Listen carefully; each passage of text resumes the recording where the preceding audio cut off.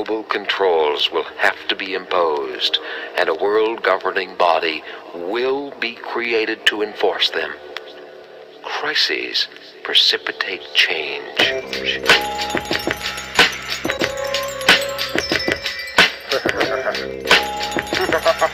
Secretly plotting your demise. I want to devise a... Hello everyone, Darko2012 here with Global Government News. I am reading an article titled False Flag to Discredit Ron Paul.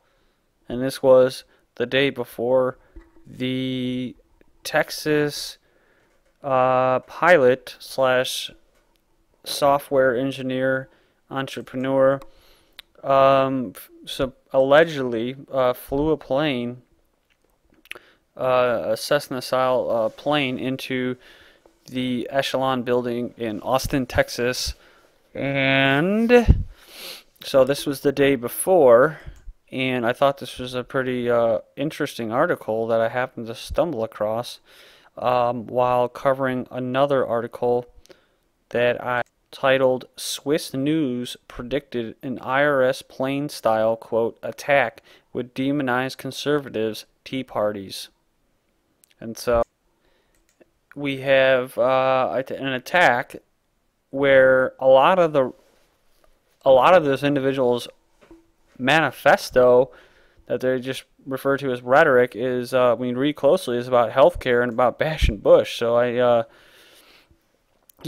bash Bush too, but I also I also bash Clinton. I bash Obama and everything. But he was talking about healthcare and bashing capitalism, and so those are kind of Marxist type views, and so it definitely would be more on the left side. Not saying all lefts are Marxists, but it definitely would be a view that would seem to be more on the left as far as blaming conservatives and Tea Party people on this whole thing. It's been in this last video, I recommend you should check it out, because it basically lays down all the mainstream Time, Washington, New York, all those mainstream news sources right off the bat, just firing it out, making, of course, the treasonous traitor Glenn Beck, who co-ops the conservative movement. It was a really neocon. He's not even really a neocon. He's just a sellout, really. And he's leading the conservative movement off a cliff. And he says that he doesn't know whether this is a communist or a, quote, constitutionalist. But either way, But just check that out, because you can see how right off the bat they just relate it to Tea Partiers and constitutionalists and conservatives. It says here, the establishment media talking points from every direction strongly indicate that a false flag attempt on President Obama's life is being considered to be blamed on patsies from either the extreme right or left in order to silence dissent in America and blackmail Obama into launching a military assault on Iran. Throughout the presidential campaign, the public was constantly told that Obama was an assassination target and that his safety was always in jeopardy, a claim that was given credibility after numerous odd Secret Service security lapses at public events where Obama really was put in danger, whether intentionally or otherwise. This had the effect of training people to accept the inevitability of someone making an attempt on the president's life at some point down the line, which I totally agree with. Not doing that, but I agree with what they're saying here. Since Mr. Obama took office, the rate of threats against the president has increased 400% from the 3,000 a year or so under President Bush, according to Ronald Kessler, author of The President's Secret Service, and it reported the London Telegraph. The gate crashers, y'all remember that story, also served to increase awareness about Obama being vulnerable to attack by people who can seamlessly slip through the security and get face-to-face with the president relatively easily. Meanwhile, the corporate media and its operatives like Glenn Beck on the phony right-wing side and establishment liberals on the phony left were busy manufacturing ready-made patsies upon which the false flag would be blamed. Beck forwarded 9/11 truthers as the main threat to the president's life in a ludicrous continuation of his debunked premise that the people who question the official 9/11 story are somehow terrorists themselves. despite the fact that is not one simple example of 9/11 truther committing a crime or an act of violence in pursuit of their cause.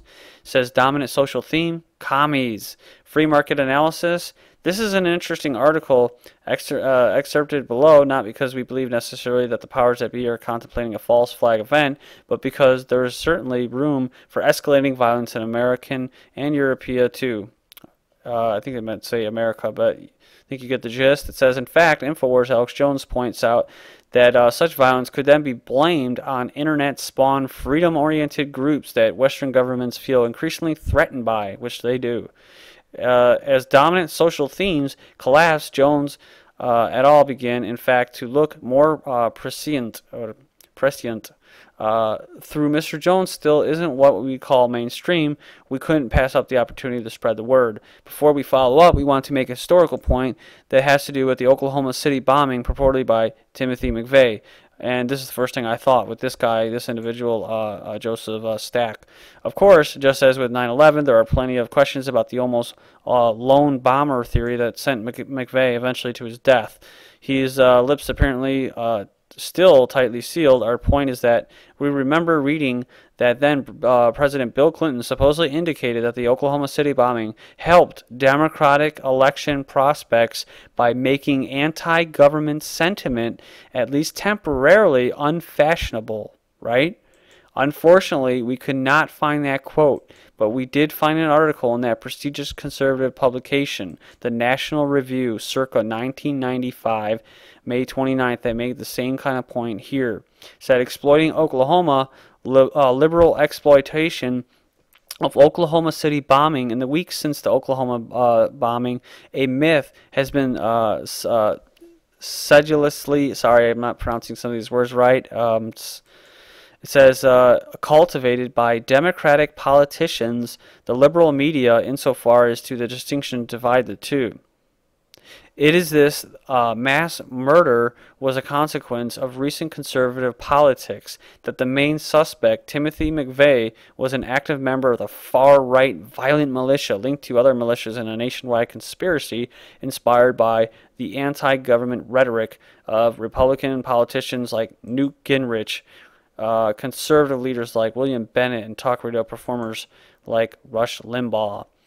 And you can go in there and read this because I won't have the time, but it says, history, and this excerpt above, unfortunately shows us that both American parties like to leap on the miserable events to blacken the names of their opponents. We are absolutely sure that the movement launched by Libertarian Republican Ron Paul after the presidential campaign is not in good odor with either the Republican or the Democratic parties. If by some lousy happenstance an attempt is made on President Obama's life, we would be most disappointed if the individual or individuals involved were somehow linked to a larger libertarian movement. This would be a little like linking the Muslim terrorists with the 1 billion plus Muslims who practice religion throughout the world. Of course, we know that the temptation is here or there. Various federal and local law authorities have already been caught trying to link concern for the American Constitution to free market types who need to be closely monitored. And despite retractions and denials, we are sure that these sorts of linkages are still made. The federal government and the powers that be are quite nervous right now about the manifestations of free market thinking in the general electorate. And it says, in fact, we would not be surprised if authorities attempted in the fairly near future to link a violent event to libertarians, Ron Paul et al. It says such a linkage would be preposterous if tried and would be morally bankrupt as well as but we are not so naive as to think it would not be tried. It would indeed be false. The libertarian movement in America and worldwide is a peaceful movement, anti-war and anti-state, as it must be because free markets cannot grow and prosper in any other environment. To conflate the free markets with violence and hate would be, therefore, an obvious manipulation of violent, heinous act. If such a manipulation takes place, we hope the free market thinkers everywhere would do their best to debunk the linkages. It says, conclusion, again, we don't believe necessarily that the powers that be are contemplating a false flag event aimed at President Obama or anyone else. What does seem possible to us is that we thank Jones for pointing out that there's desperate times in America, and indeed, of exploding free market movement in this country. For one that Tea Party's Ron Paul, we hope nothing happens. Forewarned is forearmed. Thank you, everybody.